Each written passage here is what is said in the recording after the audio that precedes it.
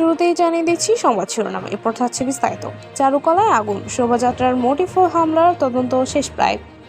হিংসা বিদেশ নয়, চাই শান্তি ও সম্প্রীতির বাংলাদেশ, বললেন সেনাপ্রধান। চারুকলায় বৈশাখী শোভাযাত্রার জন্য তৈরি ফ্যাসিবাদের মুখ ও শান্তির পায়রা মোটিফে আগুন দেওয়ার ঘটনায় অগ্রগতি জানিয়েছে পুলিশ।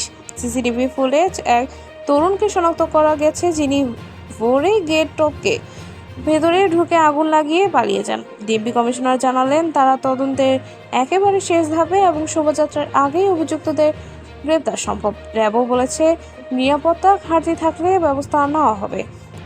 হিংসা বিদ্বেষ নয়, চাই শান্তি ও সম্প্রীতির বাংলাদেশ, বললেন সেনাপ্রধান। বিস্তারিত।